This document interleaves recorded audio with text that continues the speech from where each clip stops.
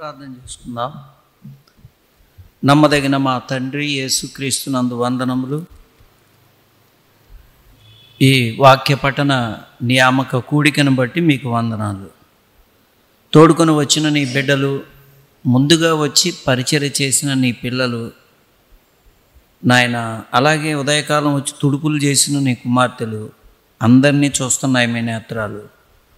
నీ మందిరానికి మేము వచ్చే విధానం, నియామక కూటములలో పాలు పొందే విధానం మీరు చూస్తున్నారు. నియామక కూటాలకి ఎవరూ రారు కనుకనే సియోను మార్గాలు ప్రలాపిస్తున్నాయని విలాప వాక్యాల్లో వ్రాయబడి ఉంది. అసలు విలాపం రావడానికి, ప్రభువా ఉల్లాస సలాపములు చేయలేకపోవడానికి కారణం ఇర్మియా గ్రంథంలో వారి తిరుగుబాటే, దేవుని యొక్క సన్నిధిలో వారి విముఖతయే. ఈవేళ మా ఆత్మీయ జీవితం ఆ అర్థంలో జాగ్రత్తగా పరిశీలించుకోవడానికి సహాయం చేయండి. నియామక కూటాల పట్ల మాకు శ్రద్ధ దయచేసి నాయన, నీ పాదాల దగ్గరికి రావటానికి సహాయం చేయమని అడుగుచున్నాం. ఇంకనూ రాలేకపోతున్న బిడ్డల్ని, రాని బిడ్డలను మీరు దర్శించండి. విద్యుత్ ధర్మాల్లో ఆయా పరిస్థితుల్లో ఉండి రాలేకపోయిన వారిని కూడా జ్ఞాపకం చేసుకుని సానుకూలత దయచేయండి నాయన. ఈ వాక్య ధ్యానం అనేకులకు ఆశీర్వాదంగా ఉండటానికి ప్రతి ఒక్కరు కన్నులు తెరిచి, అందరి హృదయాలు తెరిచి మీ పరిశుద్ధాత్మతో మమ్మల్ని నింపి, మరి నీ దాసుడు నా మాటలు, మా అందరి మాటలు, హృదయ ధ్యానాలు మీ దృష్టికి ఆమోదయోగ్యంగా చేసి మీ వాక్య సద్వాక్య ధననిధిగా మమ్మల్ని నింపమని, మీ వాక్యములోని ఆశ్చర్యకరమైన సంగతులు గ్రహించినట్లు మా కన్నులు తెరవమని యేసు నామమున స్తుతించి వేడుచున్నాం తండ్రి, ఆమేన్.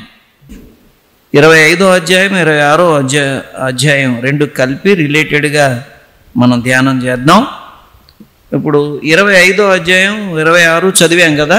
మీరు చదివితే ఊరికే మన ఫస్ట్ ఇంప్రెషన్స్ మీకు ఏమని అనిపించే, ఆల్రెడీ మీరు చదువుతారు ఇంటి దగ్గర, వెరీ గుడ్. ఈ 25, 26 అధ్యాయాల గురించి మీకు ఏమనిపించింది?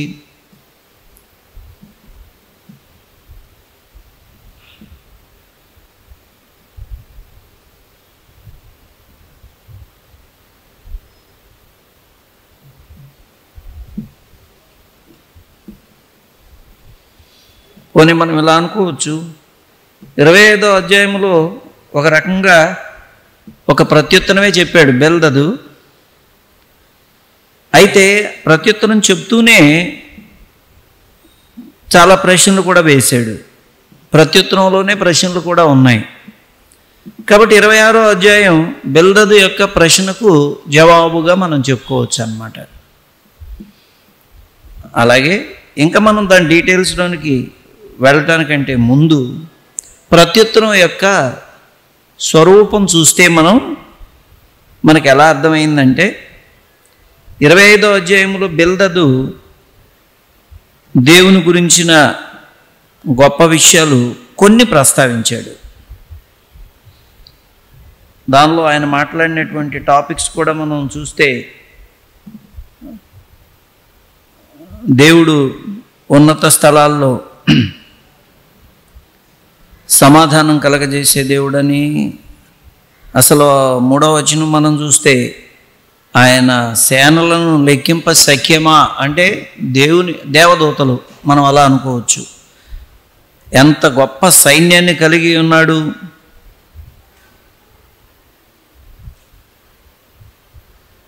ఆయన వెలుగును ఉదయింపజేసే దేవుడు అంటే సూర్యోదయం, సూర్యాస్తమయాలను గురించి కూడా ప్రస్తావిస్తూ ఉన్నాడు.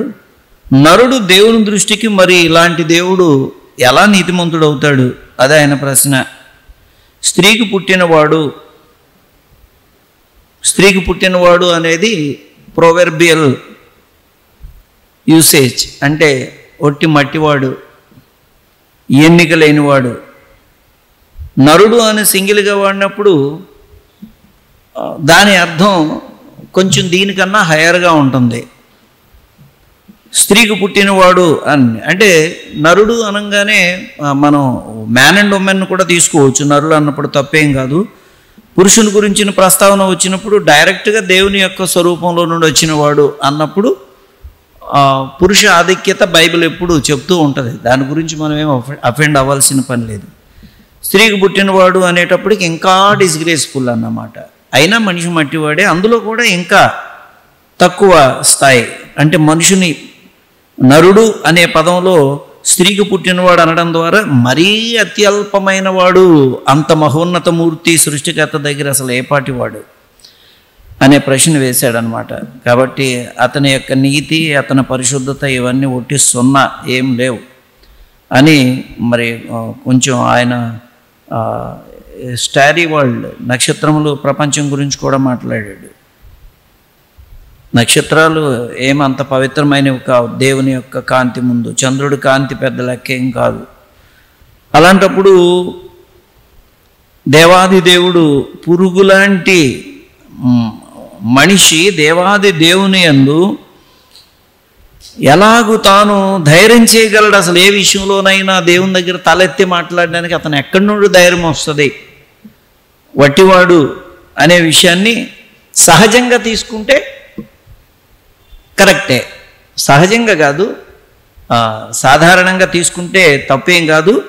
టోటాలిటీ అందరికీ కూడా ఇది నో డౌట్ వర్తిస్తుంది. కానీ ఇక్కడ కాంటెక్స్ట్ సందర్భంలో తీసుకుంటే మనం యోబుని బాగా తక్కువ చేసి మాట్లాడుతున్నాడు. అక్కడ వచ్చింది సమస్య.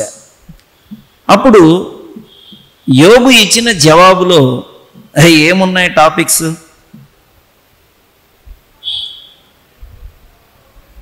ఏంటి ఆయన ప్రత్యుత్తరంలో ఉన్న విషయాలు?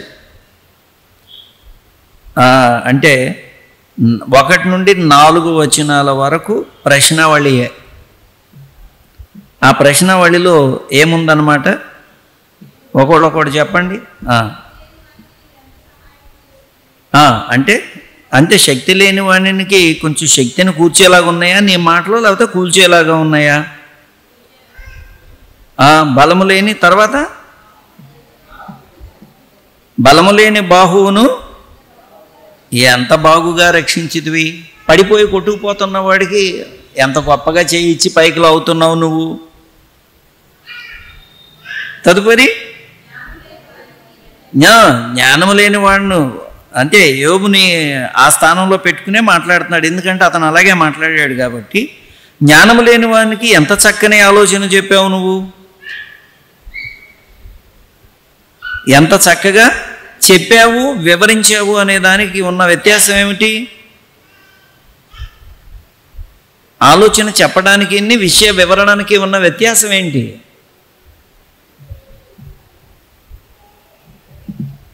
అంటే చెప్పడం అనేది, నేను ఒక విషయం చెప్తున్నా, చెప్పిన దాన్ని అర్థమయ్యేటట్లు మానవులకు మరలా నేను తిరిగి దాన్ని పలకడం వివరణ అవుతుంది.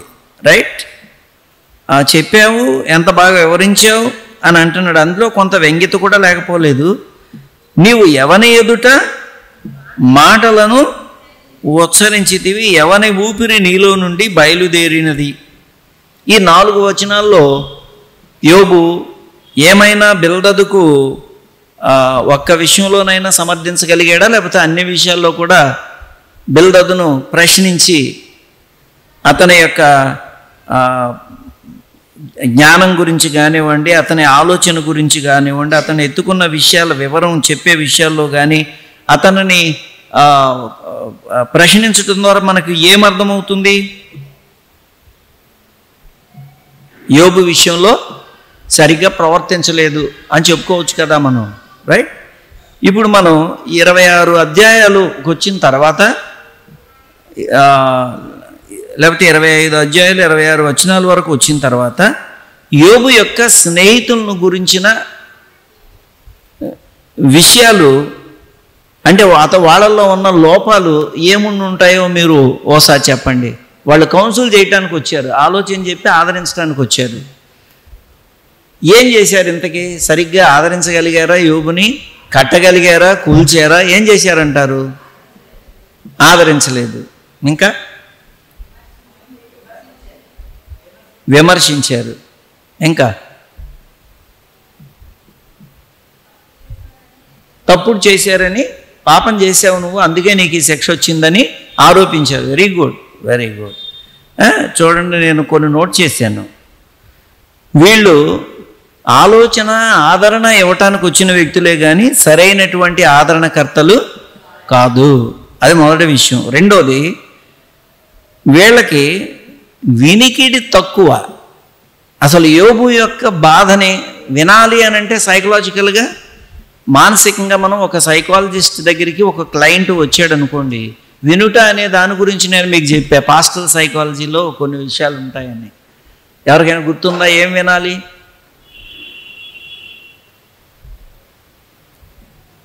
ఎలా వినాలి?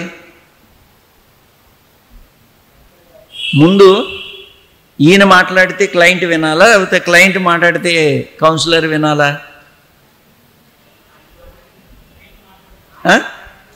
ముందు అంతే కదా. ఏంటంటే ఎందుకు వచ్చారని అడుగుతాడు డాక్టర్ గారు. ఆయన చెప్పాలి కదా. చెప్పింది మరి ఇతను జాగ్రత్తగా వినాలా వద్దా? వినాలి. వినటం అని అనగానే గుర్తుంచుకోవాలి, మాట అనేది అందరం చెప్తాం. మాట కంటే అతని మనోభావాన్ని వినాలి. మనసులో ఉన్న వేదన ఒకటి, అతని మూల్గు, దాన్ని వినాలి. ఇంకోటి అతని చూపులు ఎలా ఉన్నాయో, ఏమి సందేశం ఇస్తున్నాయో తెలుసుకోవాలి. అతని భావోద్రేకాలు ఎలా ఉన్నాయి? బాగా భయపడిపోయేవాళ్ళలాగా ఉన్నాడా? కృంగిపోయి ఉన్నాడా? లేకపోతే ఉండవలసిన దానికంటే కూడా నాకు అన్నీ తెలుసులేండి, ఊరికే నేను వచ్చాను, నాకు తెలుసండి, నా సమస్య నేను పరిష్కరించుకోగలనని అతిశయం ఏమైనా చెప్తున్నాడా? అంటే అతని యొక్క మనోభావం వినాలి, అతని శరీర కదలికలు వినాలి. తర్వాత అతనిలో ఉన్నటువంటి విషయాన్ని పూర్తిగా చెప్పాడా లేకపోతే సగమే చెప్పాడా అని తెలుసుకోవాలి. అన్ని విషయాలు ఉంటాయి. ఇప్పుడు యోబు యొక్క స్నేహితులు బాధను చూశారు. ముందు బాగానే ఉంది, ఫస్ట్ జెస్చర్ బాగుంది. ఎన్ని రోజులు అసలు నోరు తెరవకుండా ఉన్నారు యోబు దగ్గరికి వచ్చి? 7 రోజుల పాటు అసలు నోరు తెరవలేదంటే దాట్స్ వెరీ గుడ్. అయితే మనం silence all the time cannot judge A man. టోటల్గా అతను మౌనంగా ఉన్నాడు, చాలా మంచివాడు అని అంటానికి లే. నోరు తెరిచాక అసలు సంగతులు బయటకు వస్తాయి. అవే వచ్చినాయి స్నేహితుల గురించి. కాబట్టి మొట్టమొదట బాధితుడి దగ్గరకు వచ్చినప్పుడు బాధితుడు మాట్లాడే వరకు మాట్లాడకూడదు. ఆ విషయంలో నెంబర్ 1గా ప్రవర్తించారనే చెప్పాలి. యోబు నోరు తెరిచే వరకు వాళ్ళు నోరు తెరవలేదు. గుడ్, అంతవరకు బాగానే ఉంది. యోబు నోరు తెరిచిన దగ్గర నుండి వచ్చినాయి విషయాలు. అందుకనే వీళ్ళు మాట్లాడటం అనేది, వినటం అనేది బాగా తక్కువగా ఉంది. నేను మీకు అప్పుడప్పుడు ఒకటి గుర్తు చేస్తా. దేవుడు నోరులు ఎన్నిచ్చాడు మనకి? 1. చెవులు ఎన్నిచ్చాడు? 2. అంటే మనకి మాట్లాడడం తక్కువ, వినడం ఎక్కువ ఉండాలి అని ఎప్పుడు గుర్తుపెట్టుకోవాలి. అలాగే మనం 3వ విషయం మనం చూస్తే, ఎక్కువ మాట్లాడారు యోబుతో. అసలు ఒకళ్ళ తర్వాత ఒకళ్ళు పట్టుకుంటుంటే వినేవాడు ఒక్కడే, మాట్లాడేవాళ్ళు ఎంతమంది ఉన్నారు ఇక్కడ ప్రస్తుతం? 3 ఉన్నారు. మరి ఆయనకు అసలు ఎంత అలసట అయిపోయి ఉంటుందో ఆలోచించాలి. అయినా కూడా అంత సఫర్ అవుతున్నటువంటి వ్యాధిగ్రస్తుడు, ఊడిపోతున్న శరీరం, బయటికి వచ్చి లోపలికి వెళుతున్న పురుగులు, శరీరం నుండి వచ్చే దుర్వాసన, మంటెత్తిపోయే పరిస్థితులు, ఇలాంటి పరిస్థితులు, వీటిల్లో ఆయన ఎంత వినగలడు అనేది ఆలోచించాలి. కానీ బట్ టూ మచ్గా మాట్లాడారు. మరొక విషయం ఏంటంటే, యోబు కోసం ప్రార్థించలేదు, ప్రార్థన చేయలే. రెండోది, ఆయన పడుతున్న బాధ యొక్క లోతును అర్థం చేసుకోవాలి. తర్వాత యోబును నిందించారు. ఇందాక దివ్య చెప్పింది కదా, నువ్వు చాలా భక్తుడు అని మేము కూడా అనుకున్నాం, అందరూ అనుకున్నారు. నీ సంగతి ఏంటి ఇప్పుడు తేలిపోయింది, ఇంత భయానకమైనటువంటి నాశనం నీ మీదకి వచ్చింది అని అంటే నీవు చాలా దుర్మార్గం చేసి ఉండాలి. ఇప్పటి వరకు మేము కూడా మోసపోయాము నీ భక్తి విషయంలో. సో మనం ఎప్పుడూ కామన్గా మీకు ఒక విషయం నేను గుర్తు చేస్తూ ఉంటా, వేళల్లో యోబు పట్ల అసూయ బాగా ఉందా, అసలు మెయిన్ అదనమాట. అంటే వీళ్ళు యోబుకి ఎప్పుడైతే మొత్తం కొట్టుకుపోయినాయో, ఇంత ఇదిగా కొట్టుకుపోయినాయి అని అంటే వీళ్ళు మాట్లాడిన మాటలో గత కాలమంతా నోరు తెరవలేదు అని అంటే యోబుకున్న 3000 ఒంట్లే కానివ్వండి, లేకపోతే 500 జతల ఎడ్లే కానివ్వండి, లేకపోతే ఆయనకున్న పని వాళ్ళే కానివ్వండి, ఆయనకున్న అదొక సామ్రాజ్యం లాంటిది. ఇవన్నీ మాకు లేవు. ఇళ్ళు దేవుని పిల్లలే, యోబు దేవుని బిడ్డే. వీళ్ళేమో అన్యజనులు ఏం కాదు. యోబు ఫ్రెండ్స్ అంటే మనం ఎప్పుడు వాళ్ళని ఏ స్థాయిలో వేసుకోవాలి? యోబు సహవాసం చేయగలిగిన స్థాయి అని అంటే దట్స్ ఎ గ్రేట్ థింగ్. మరి అలాంటి వ్యక్తులు వీళ్ళ లోపల ఎంత అసూయ ఉందో. దేవుని యొక్క సంఘాలలో ఈ పాపం దీనికి స్థానం ఉందా? ఏమంటారు? అసూయ అనే దానికి స్థానము ఉన్నదా? ఈ విషయానికి వచ్చేటప్పటికి లోకస్తులకి సంఘస్థులకి ఏం తేడా ఉండదు. ఇది నిగూఢమైనటువంటి మానసిక దౌర్బల్యం, వ్యాధి, ఒకళ్ళ మేరు చూడలేకపోవటం. అందుకనే మీకు ఎన్నోసార్లు మత్సరం గురించి కీర్తనకారుడు చెప్తాడు. మత్సరం అంటే ఏ కన్ను అని చెప్పాను? చెడ్డ కన్ను, ఈవిల్ ఐ, ఇతర మేలు ఓర్చలేని కన్ను అన్నమాట. దానివల్ల మత్సరము మహాజ్ఞాని ఏం చెప్పాడు? ఎవరి కుళ్ళు? ఎక్కడ కుళ్ళు? ఎముకల కుళ్ళు. వీళ్ళు ఇంతకాలం యోబు గురించి నోరు తెరవకుండా ఉన్న వాళ్ళు ఇప్పుడు ప్రతి ఒక్కడు మాట్లాడేవాళ్ళు అయిపోయారు, చిన్నోళ్ళు పెద్దోళ్ళు కూడా.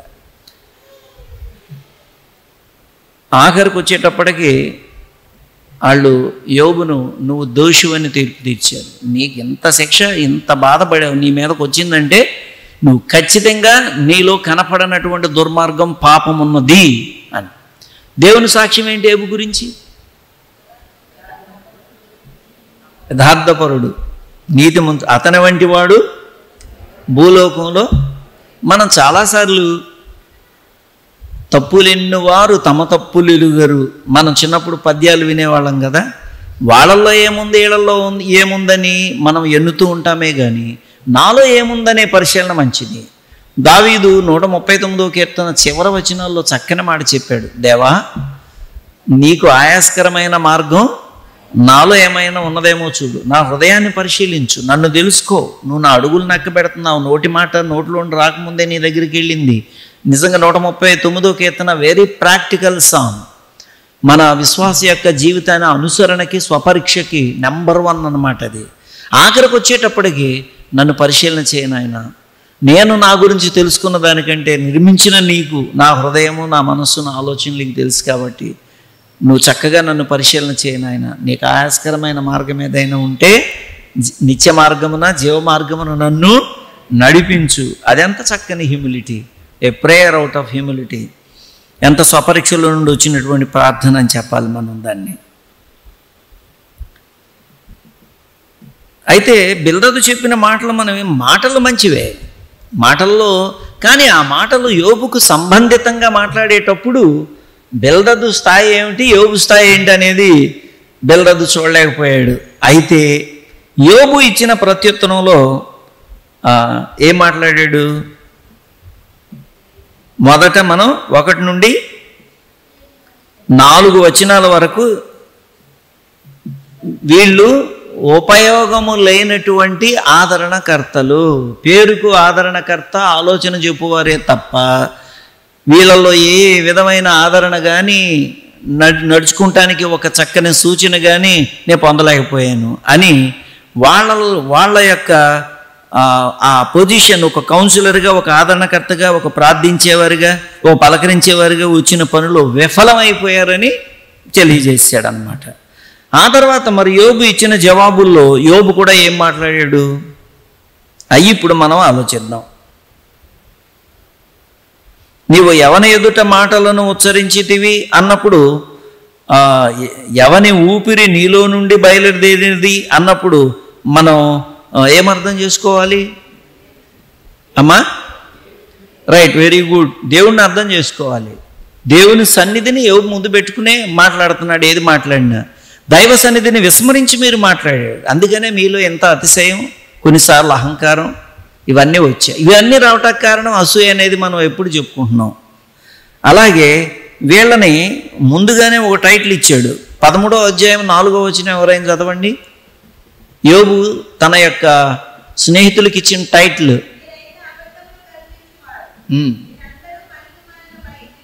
ఏం కల్పిస్తారంటండి? ఎవరి గురించి? సంబంధితంగా రిలేటివ్లీ మాట్లాడుకుంటే ఇన్ జనరల్ కూడా కరెక్టే. ఒకరి విషయంలో అబద్ధం చెప్పడానికి దుస్సాహసం చేసిన వాళ్ళు మరో విషయం కూడా చెప్తారు. మరి మరొకళ్ళ గురించి కూడా, యోబు లాంటి వ్యక్తి గురించే దుస్సాహసం చేసిన వాళ్ళు మిగిలిన వాళ్ళ గురించి అవలేలగా మాట్లాడతారు. అంటే వారి ఆత్మీయ స్థాయి ఎలా ఉందో ఆలోచించండి మీరు. ఆ తర్వాత టెక్నికల్ టర్మ్ వాడాడు. మీరు నాకు సైకలాజికల్గా, మానసికంగా నాకు కౌన్సిల్ చేయడానికి, నా బాధ నివారణ చేసే వైద్యుల్లాగా వచ్చారు. ఎలాంటి వైద్యులు అంట మీరు? పనికిమాలిన వైద్యులు అనే మాట వాడాడు అన్నమాట. సో ఇప్పుడు మనం ఇక 26వ అధ్యాయంలో యోబు ఎత్తుకున్న సబ్జెక్టు, 25వ అధ్యాయంలో బిల్దదు చెప్పిన మాటలు. బిల్దదు ఏం మాట్లాడాడు? నక్షత్రముల గురించి మాట్లాడాడు. అంటే యోబుకి ఎంత జ్ఞానం ఉంది, బిల్దదుకి ఎంత జ్ఞానం ఉంది. యోబుకి ఎంత తెలుసు, బిల్దదుకి ఎంత తెలుసు. అయితే యోబు మాత్రం అవన్నీ నాకెంత తెలుసా అని కాదు, అహంభావంతో మాత్రం కాదు. కానీ బిల్దదు మాట్లాడిన దానికంటే డెఫినెట్గా ఆయన ఎక్కువ మాట్లాడగలిగాడు. బిల్దదు తెలుసుకున్న దానికంటే దేవుని గురించి, ఆయన సృష్టి గురించి మరీ ఎక్కువ యోబుకు తెలిసింది. తెలుసును అనే అహంకారంతో మాట్లాడడం కంటే నువ్వు తెలుసుకున్నావు అంతవరకు వెరీ గుడ్, ఓకే. కానీ నేను తెలుసుకున్నా, నేనేం తెలుసుకున్నాను చెప్పాడు. ఇప్పుడు ఏం తెలుసుకున్నాడో చెప్పాడు. ఇప్పుడు మీరు 5, 6 ఈ 2 వచనాలు చూస్తే దేని గురించి మాట్లాడుతుంది?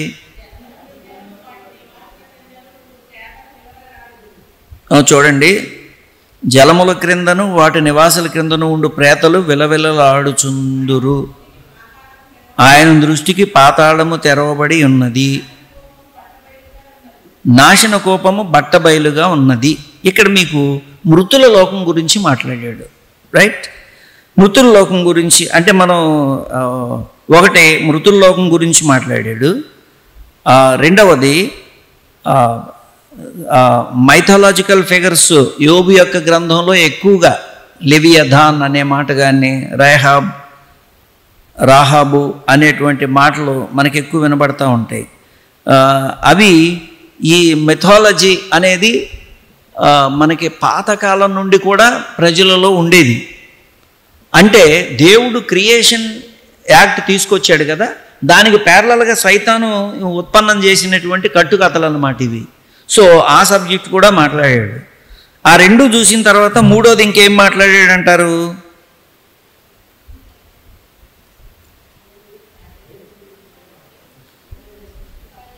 ఏమ్మా? వెరీ గుడ్, సృష్టి కార్యాల గురించి మాట్లాడాడు. వెరీ గుడ్, అవి ఆలోచిద్దాం. ముందు మనం మృతుల్లోకం గురించి మాట్లాడితే ఇక్కడ 2 పదాలు వాడబడ్డాయి. అవి చూడండి. 6వ వచనంలో ఒకటి పాతాళము, అలాగే 6వ వచనం 2వ భాగములో నాశన కోపం అనే మాట ఉందన్నమాట. మనం అంటే 6వ వచనంలోను 5వ వచనంలోను 6వ వచనంలోను ఈ 2 విషయాలు ఉన్నాయి. ఇప్పుడు ఈ రెండిటికి ఉన్న వ్యత్యాసం ఏంటో ఒకసారి మనం చూడాలి. పాతాళము అంటే మనం ఇంగ్లీష్లో హెల్ అని చెప్పుకుంటాం. అదేవిధంగా షియోల్ అనే మాట కూడా ఉంది. కీర్తనలో కూడా మనకి ఈ విషయాలు కనపడతా ఉంటాయి.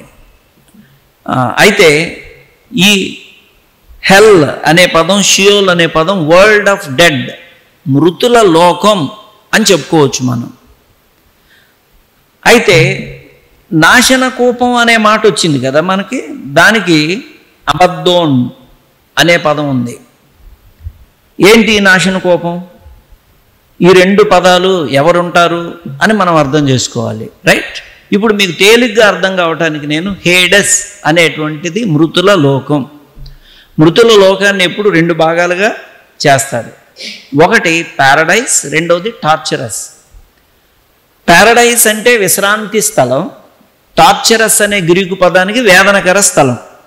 ఈ యేసు ప్రభువారు ధనవంతుని గురించిన, లాజర్ను గురించినటువంటి సంఘటన చెప్పేటప్పుడు ఒక వ్యక్తి విశ్రాంతి స్థలానికి వెళ్ళాడు, ఎవరైనా? లాజర్. ఇంకో వ్యక్తి వేదనకరమైన స్థలానికి వెళ్ళాడు, ఎవరైనా? ధనవంతుడు.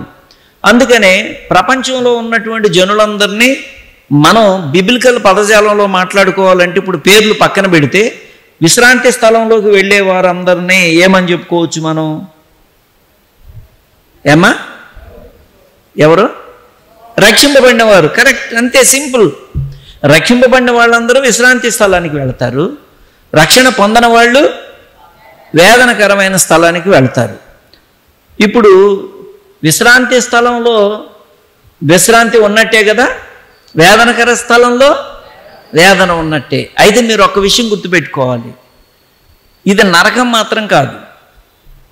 నరకం కాదు. టార్చరస్ ఈజ్ నాట్ హెల్. హెల్ అనే పదానికి గెహన్నా అనే గ్రీకు పదం వాడబడింది. అంటే గెహన్నా అంటే బాటమ్లెస్ పిట్, అడుగు లేనటువంటి ఆఘాతం. రెండోది, దానిలో ఈ టార్చరస్లో వేదనకరమైన స్థలంలో అగ్ని మంట వేదన ఉందని అన్నాడా? But that is not 100%. అది కేవలం ఒక స్థలం, దానికే కట్టుబడి ఉండి బాధపడుతూ ఉంటారు. ఓ 30% శక బాధ ఉంటుంది అక్కడ. అంటే ఒక వ్యక్తి తప్పు చేశాక పోలీసు వాళ్ళు అరెస్ట్ చేసిన తర్వాత ఏం చేస్తారు పోలీసు వాళ్ళు? ఏమ్మా, పోలీస్ డిపార్ట్మెంట్ వాళ్ళు చెప్పండి. కోర్టులో ప్రవేశపెట్టడానికంటే ముందు అది జ్యుడిషియల్ రిమాండ్లోకి వెళ్ళాలి. అందుకనే దానికి అక్కడ ఏం రాసి ఉంటుందంటే, జ్యుడిషియల్ రిమాండ్కి వెళ్ళేటువంటి దాని చోట సబ్ జైల్. ఏ జైలు? సబ్ జైలు అంటే ఏంటి? ఉప ఖైదీ గృహం, మొత్తం ఖైదీ గృహం కాదు. అక్కడి నుండి జడ్జిమెంట్ అయిన తర్వాత, కోర్టుకు హాజరుపరిచిన తర్వాత, న్యాయ విచారణ జరిగిన తర్వాత, జడ్జి శిక్ష విధించిన తర్వాత జైలుకి వెళ్ళాలా, ఉరికంబం ఎక్కాలా, యావత్ జీవిత కారాగార శిక్ష, లేకపోయినట్లయితే కొన్ని సంవత్సరాల శిక్ష. ఇక్కడ శిక్ష పడిన తర్వాత సబ్ జైల్లో ఉంచుతారా, లేకపోతే ఇంకెక్కడికైనా తీసుకెళ్తారా? సెంట్రల్ జైలుకి తీసుకెళ్తారు. Right, good. సెంట్రల్ జైలు వేరే ఉంటుంది. మన ఏరియాలకి సెంట్రల్ జైలు ఎక్కడుంది? రాజమండ్రిలో ఉంది. అక్కడ పెడతారనమాట. అలాగే ఈ వేదనకరమైన స్థలంలో ఉన్నవాళ్ళు తాత్కాలికంగా మాత్రమే అక్కడ ఉంటారు. ధవళ సింహాసన తీర్పు అయిన తర్వాత మృతులు తాము చేసిన క్రియలను బట్టి కరెక్ట్ అయిన జడ్జిమెంట్ దేవుడు ఇచ్చిన తర్వాత వాళ్ళు గెహన్నా అని పిలువబడేటువంటి ఈ నరకంలో పడతారు. ఇది కూడా ఎలాంటిది? అడుగు లేదు అని అంటే, మనం ఎప్పుడైనా ఒక వస్తువుని ఒక నూతిలో పడేసాం అనుకోండి, సర్రమని జారిన తర్వాత ఆ అడుగులోకి వెళ్ళాక అక్కడ ఉండిపోద్ది. అడుగే లేదనుకోండి, మనం కలకట్టా వెళ్ళినప్పుడు సైన్స్ పార్కులో ఇన్ఫైనైట్ పిట్ అని ఒక చిన్న నొయ్యి ఉంటుంది, పెద్ద లోతేమి ఉండదు, ఒక 2 గజాలో ఏమో ఉంటుంది. కానీ వాళ్ళు అడుగు పెట్టిన ప్రెజెన్స్ వల్ల ఎంత చూసినా లోతులాగా అనిపిస్తుంది.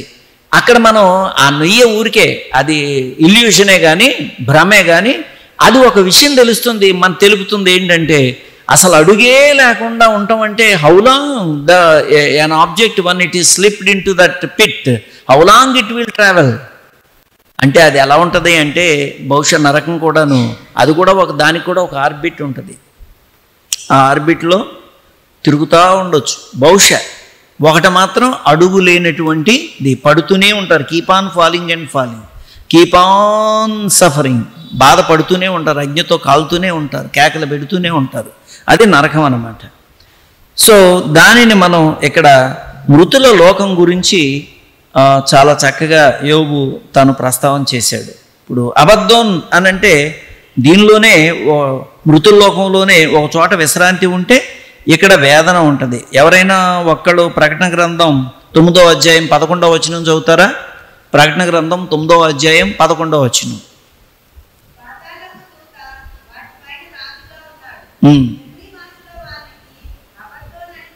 అది అర్థం ఏమిటి? అర్థం అది నాశనం చేసేవాడు దూత పేరు. కానీ ఆ అబద్దోన్ అనేటువంటి దానికి అక్కడ నాశనకరమైన లేకపోతే నాశనం ఉండేటువంటి స్థలం అట్లా చెప్పుకోవచ్చు అన్నమాట.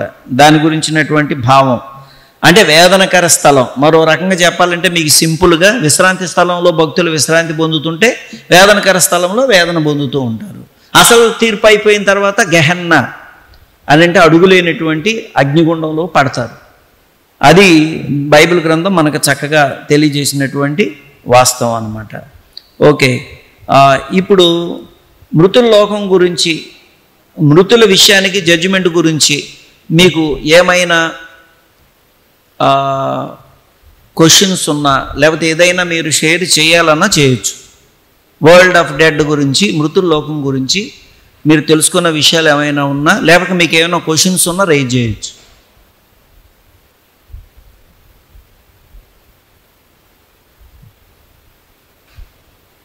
పోనీ టార్చరస్కి వెళ్ళే వాళ్ళకి దేహాలు ఉంటాయా ఉండవా? విశ్రాంతి స్థలానికి వెళ్ళే వాళ్ళకి దేహాలు ఉంటాయా ఉండవా? ఎందుకుండవు? ఎందుకుండవు? ఏమ్మా ఆత్మ ఏమన్నారు? ఆత్మలే అంటున్నారు. ఇంకా టెక్నికల్ వర్డ్ చెప్పండి, ఇంకా క్లారిటీ రావాలి. కరెక్టే. ఇన్ అదర్ వర్డ్స్ పునరుద్ధానము అప్పటికి లేదు. అర్థమైంది కదా? పునరుద్ధానం ఎన్ని రకాలు?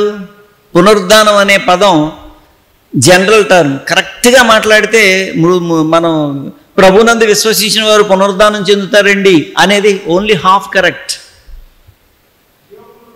జీవ పునరుద్ధానం, తీర్పు పునరుద్ధానం. అర్థమైంది కదా? ఒకసారి మీరు యోహాను సువార్తలో ఓ మాట చూడండి. ఇది యేసు ప్రభు వారు చెప్పినటువంటి మాటలే. మనం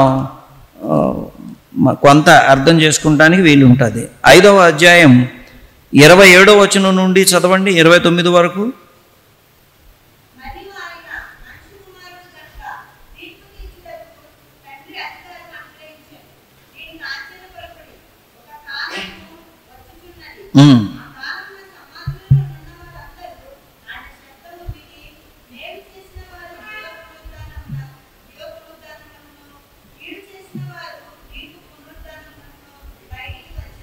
అది సంగతి.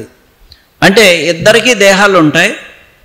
జీవ పునరుద్ధానం పరలోకములో ప్రవేశించి దేవుణ్ణి వీక్షించగలిగిన, మహిమను చూడగలిగిన దేహాలు వస్తాయి, fit to live with God in heaven.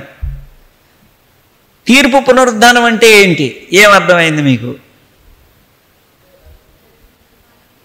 ఈ దేహానికి ఏం జరుగుద్ది?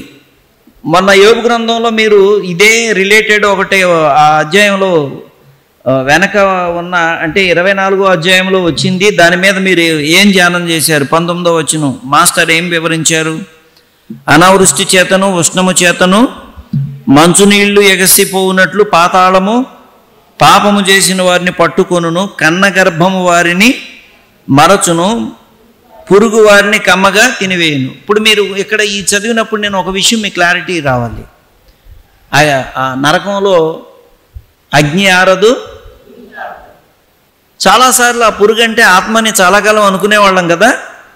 అంటే ఆత్మ చావదని కాదు, ఆత్మకు సంబంధం కాదు. పురుగు అనేది ఇది స్పెషల్గా ఉంటుంది. ఎందుకనంటే సమాధిలో దేహం వెళ్ళినప్పుడు ఏం తింటుంది? దేహాన్ని. అలాగే తీర్పు పునరుద్ధానంలో నరకానికి సూట్ అయ్యేటువంటి దేహం వస్తుంది.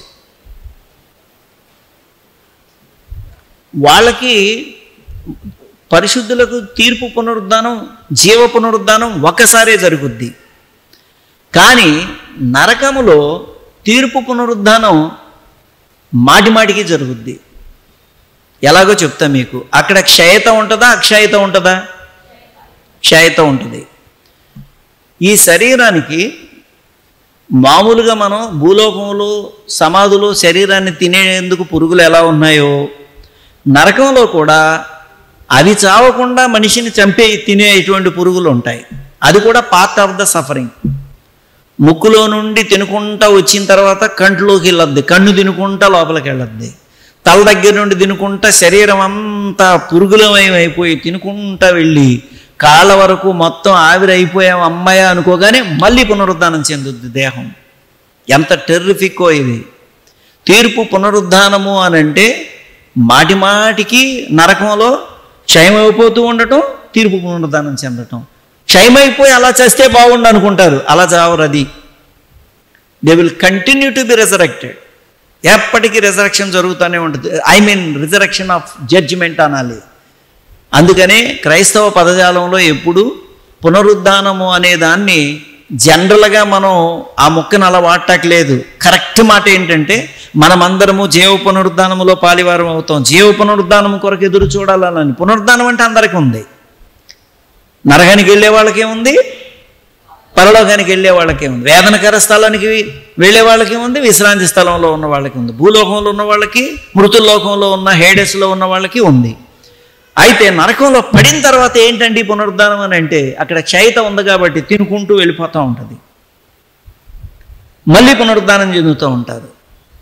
అందుకనే అది ఎప్పటికీ ఆ క్షయతల ఉంటూనే ఉంటుంది. పురుగు వారిని 20వ వచనం చూస్తే మీరు పురుగు వారిని ఎట్లా తింటదంటండి? కమ్మగా తింటదంటండి. ఎంత లిటరల్ అండి ఇది. దేహం అక్షర సత్యం, పురుగు ఉండటం అక్షర సత్యం, పురుగు తినటం అక్షర సత్యం. తిని తిని తిని అయిపోయిన తర్వాత అయిపోయిందిరా, క్షయం అయిపోయింది అనగానే మళ్ళీ రిజరెక్షన్ ఆఫ్ జడ్జిమెంట్.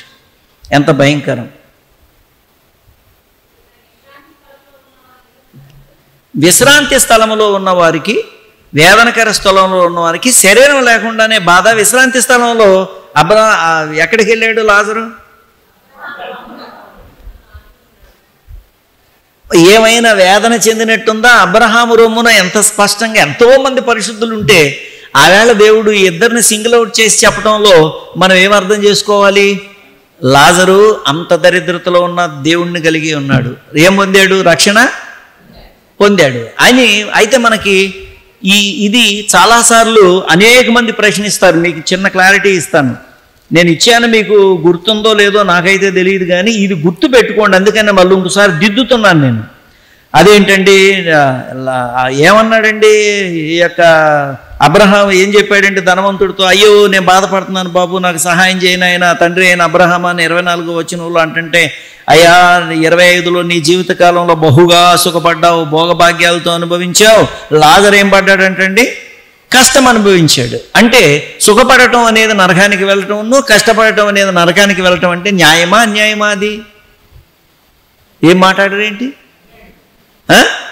అదేంటండి, సంపాదించుకున్న వాళ్ళు బాగా చదువుకున్నాడు, వృత్తిలో పైకి వచ్చాడు కాబట్టి సుఖపడతాడు, సంపాదించుకుంటున్నాడు, స్టాండర్డ్గా మంచి స్టాండర్డ్లో బ్రతుకుతాడు, మంచి ప్రమాణాల్లో. సంపాదించుకోలేని వాడు నరకానికి వెళ్ళిపోతాడా? అక్కడికి వెళ్ళి బాధపడటమా? ఇది అన్యాయం కదా. అసలు రహస్యం ఎక్కడుందంటే 30వ వచనం చదవండి, మీకు అర్థం అవుద్ది. తండ్రి అయిన అబ్రహామా, ఏది 16:30 లోకాసు వార్త 16వ అధ్యాయం 30వ వచనం.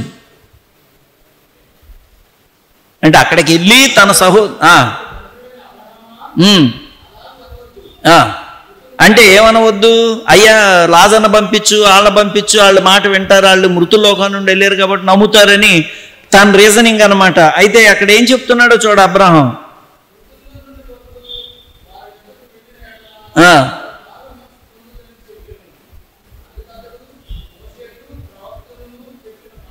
అంటే ఇప్పుడు యాతన పడుతున్న ధనవంతుడు అసలు రహస్యం చెప్పాడు. అతను అక్కడికి వెళ్ళటానికి కారణం ఏమిటి?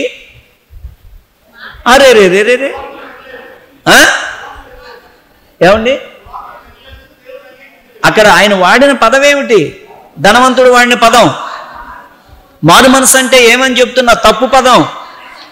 మారు మనసు అనే పదాన్ని కూడా తగ్గిచేసేయండి, వాడబాకండి ఆ పదం. రిపెంట్ ఇంగ్లీష్లో కరెక్ట్గా ఉంటుంది, రిపెంటెన్స్. అక్కడ పాపం విషయమై పశ్చాత్తాపడలేదు కాబట్టి క్షమాపణ అతను పొందుకోలేదు. నరకానికి వెళ్ళటానికి ఆయన బాగా సంపాదించుకున్నాడు కాబట్టి చక్కగా తింటున్నాడు, ఏమి సంపాదించుకున్నాడేమో నరకానికి వెళ్తాడు అన్నట్టుగా ఉంది కదా. ఎవరైనా అడిగితే ఏం జవాబు చెప్పాలి? ఇది రహస్యం. ధనవంతుడే ఒప్పుకున్నాడు, నేను పశ్చాత్తాపడలేదు నా పాపం విషయం, అందుకే నాకు నరకం ప్రాప్తించింది అన్నాడు అన్నమాట. ఆ తర్వాత నేను మీకు ఇదివరకు చెప్పాను, నేను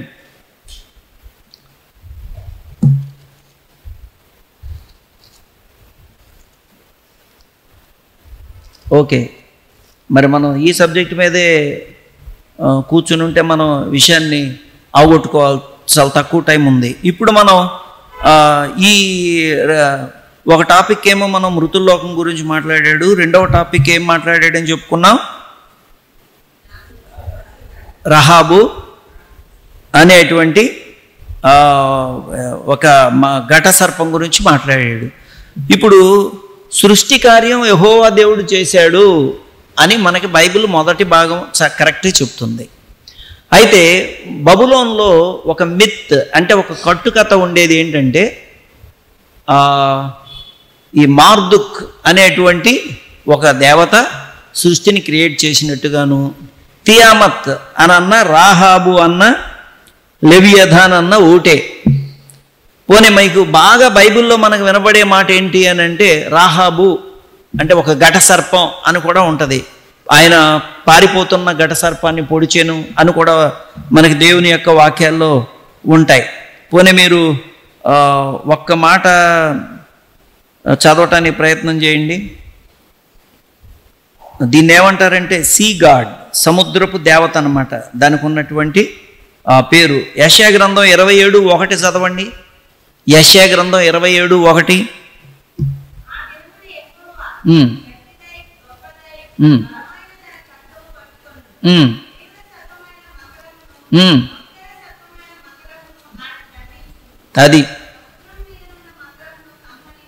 అది అంటే నిజానికి శత్రువుని సాతాన్ని ఓడించేది ఎవరు? దేవుడు. ఇంకా కరెక్ట్గా రండి, ఎలోహింలో ఎవరు? యేసుక్రీస్తు ప్రభు శిక్షను అనుభవిస్తూ వాడి యొక్క శిరస్సును చితగ్గొట్టాడు అనమాట. ఆదికాండం 3:15 మనం చెప్పుకోవాలి. ఈ సాతాన్ని జయించటానికి దైవకుమారుడు మన మరణాన్ని ఆయన తీసుకున్నారు. ముందుగా అతడు నిన్ను శిరస్సు మీద కొడతాడు. శిలువలో జరిగింది. నువ్వు అతను మడి మీద కొడతావు. యేసు ప్రభువారు ఆ విషపు కాటు తిన్నారా లేదా? తిన్నందుకు చచ్చిపోవాలా? చచ్చిపోవటం అసాధ్యం. జీవము కలిగిన దేవుడు, జీవాధిపతి, జీవమై ఉన్న దేవుడు ప్రాణం పెట్టవలసి వచ్చింది. యోహాను సువార్త 10, 16, 17, 18 వచనాలు ఏముంది? ఎవడో నా ప్రాణము తీసుకోడు. ప్రాణం పెట్టేందుకు నాకు అధికారం ఉంది, తిరిగి తీసేందుకు నాకు అధికారం ఉంది. మరణించటం ద్వారా మరణం అనే శత్రువు యొక్క శిరస్సు చితగ్గొట్టి మరణం విల్లు శిలువలో మరణం ముళ్ళు విరిచాడు. సమాధిలో మరణాన్నే మృంగి మృత్యుంజయుడై తిరిగి లేచాడు. జయం ఆయనదే. కాబట్టి బైబిల్ గ్రంథంలో ఈ మైథాలజికల్ టర్మినాలజీ, ఈ ఈ రకమైనటువంటి పదాలని మీరు ఒకవేళ చూస్తూ ఉంటే, మిత్ అంటే ఏమిటి? జనరల్గా చెప్పండి, కట్టుకథ. సో దాని వెనక మనం సైతాను అనేటువంటి వ్యక్తి ఒక కథలో ఉన్న ఒట్టి ఫిగరే కాదు సుమా, ఈజ్ ఎ రియల్ ఫిగర్. కానీ కట్టుకథలు ఎన్నో తీసుకొచ్చేసి మనల్ని సత్యముల నుండి వక్రీకరించడానికి ప్రయత్నం చేశారు. కానీ దేవాది దేవుడు, ఇది మహాగఢ సర్పం, ఇది జీవించి ఉన్న సర్పమే, ఈవేళ లోకంలో జరిగే సమస్త చెడులకు మూలాధారమైనటువంటి ఘట సర్పం ఇది. దాన్ని దేవుడు పొడుస్తాడు, దాన్ని చావగొడతాడు. ఒకరోజు రాబోతుంది అనమాట. సిలువలో కొట్టేశాడు ఆల్రెడీ, దాని పవర్ అంతా పోయే ఎందుకు తీసేశాడు. అంటే ఇప్పుడు ఏమంటారు అని అంటే, మనం ఏజే మాథ్యూ సాయి గారు ఒక కామెంట్ చెప్పారు ఏంటంటే, ఘట సర్పం వలె ఎవరిని మృంగుదునా అని పేతురు రాసిన పత్రిక 5వ అధ్యాయం 8-9 వచనాలు కింద ఎవరిని మృంగుదునా అని వెళ్తున్నాడు. ఎందుకనంటే సిలువలో తన శిరసంతా చితగ్గొడతాడు, పళ్ళన్నీ ఊడిపోయినాయి అంట. అందుకనే పళ్ళు ఊడిపోయినోడికి ఏం చేస్తాడు? నవల్లేడు, మింగటమేనంట. ఏజే మాథ్యూ సాయి గారి కామెంట్ నాకు ఎప్పటికీ బాగా గుర్తు. కాబట్టి మనం ఈ మైథాలజికల్ ఫిగర్స్, మనకు 104వ కీర్తనలో లెవియథాన్, రాహాబు అనే మాట మళ్ళీ అక్కడ కూడా ఉంటుంది. 104వ కీర్తనలో ఎక్కడొచ్చినా మీరు సైతాన్తో కనెక్షన్ పెట్టుకోవాలి. అది కథల్లో నుండి వచ్చినా ఎక్కడి నుండి వచ్చినా అది ఎవరిని సూచిస్తుంది? సాతానుడు. కాబట్టి సాతానుడు దేవుడి మీద తిరుగుబాటు చేశాడు, పడగ పైకి లేవగొట్టాడు. దేవుడు ఎంత క్రమంగా ఒక ఆర్డర్లోనే, ఊరికి అక్కడికక్కడ అప్పుడే ఓడగొట్టలా సాతాన్ని. సాతానికి కూడా కొంత స్వతంత్రత ఇచ్చాడు. నువ్వేం చేయగలవు? నీకు టైం ఇచ్చా అంటే మారు మనసు పొందటం కాదు, పొందడు. సైతాన్ మారు మనసు పొందడం అనేది అసాధ్యమైన విషయం, ఎక్కడా లేదు అతనిలో అది. ఎందుకంటే అతను దుష్టుడు, మారినవాడు, దుర్మార్గత ఉంది అతనిలో. కాబట్టి విజయం దేవాది దేవునిదే యేసుక్రీస్తునందు, అది గుర్తుపెట్టుకోవాలి. రైట్. నెక్స్ట్ 3వ టాపిక్ ఏంటి?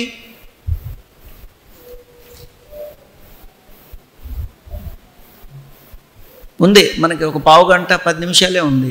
చెప్పండి. సృష్టి కార్యాలు, వెరీ గుడ్. ఇప్పుడు 7వ వచనంలో చూడండి మీరు. శూన్యమండలము పైన ఉత్తర దిక్కుననున్న ఆకాశ విశాలమును ఆయన పరచెను. ఏంటిది? స్పేస్. ఈవేళ మనకు శాస్త్రవేత్తలు చెప్పేది ఏంటి? స్పేస్ అనేది ఎక్కడెక్కడ ఉంటుంది చెప్పండి? ఆకాశం ఉంది అని అంటే దేనిపైన ఉంది ఆకాశం? భూమి పైన ఆకాశం ఉంది, రైట్? అంటే మనకి స్పేస్లో ఒట్టి ప్లేసే కాదు, మనకి ఎర్త్కున్న స్పేస్లో అట్మాస్ఫియర్ అని చెప్తాం కదా మనం బ్రతకటానికి అవసరమైన జీవవాయువు, ఆక్సిజన్ ఉంది. ఇంకా మిగిలినటువంటి నీటి ఆవిరి ఉంది, ఓజోన్ ఉంది, అలాగే నైట్రోజన్ ఉంది ఎక్కువ శాతంలో. ఇవన్నీ ఉన్నాయి. ఇవన్నీ మనం బ్రతకటానికి అవసరమైందే. కాబట్టి మన అట్మాస్ఫియర్ లైఫ్ సపోర్టింగ్ అట్మాస్ఫియర్, బ్రతకటానికి అవకాశమైన విశాలం ఇది. మన పైన ఉన్న ఆకాశం అది. ఓకే, మనకి ఇంకా ఎన్ని మనకి గ్రహాలు ఉన్నాయి భూమి పక్కన పెడితే? మొట్టమొదట ఉన్నది ఏమిటి? మెర్క్యూరీ. దానికి ఆకాశం ఉందా లేదా చెప్పాలి మీరు. పోనీ జూపిటర్, ప్లూటో, వాటికి ఆకాశాలు ఉన్నాయా లేవా? ఆకాశ మహాకాశంలో ఉరానోస్, అది గ్రీకు పదంలో ఎప్పుడు ప్లోరల్లో ఉంటుంది. ఏమిటది? అక్కడేముంది? ఈ భూమి మీద ఉన్న ఆకాశం ఏంటో చెప్పుకున్నాం కదా. అది కూడా ఇప్పుడు మనం బ్రతకటానికి అవసరమైనటువంటి ఈ అట్మాస్ఫియరిక్ హెవెన్ దాటితే భూమికి అవతల అవుటర్ స్పేస్లోకి వెళ్ళేటప్పటికి మళ్ళీ ఇవన్నీ ఏముండవు. ఆ స్పేస్ ఏమని చెప్పుకుంటాం మనం? స్పేస్ స్టేషన్లోకి వెళ్ళి ఉంటున్నారు కదా మనోళ్ళు. అక్కడేముంటుంది?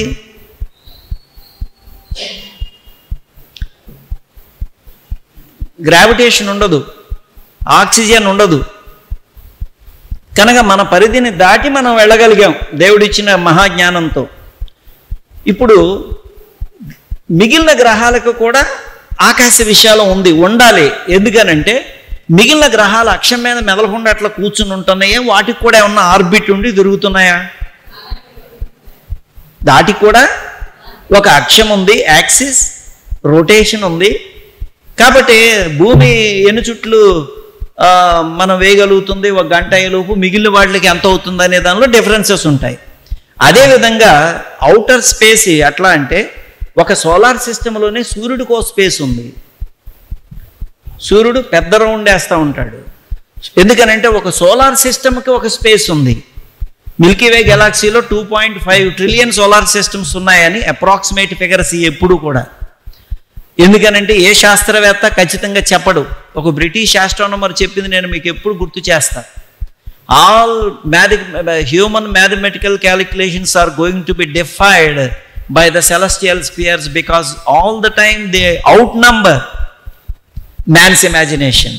మానవుడు ఇదిమిద్దంగా చెప్పిన విషయం అంత తప్పు, ఏం చెప్తున్నావా మా గురించి నువ్వు అని వెక్కిరిస్తాయంటాయి.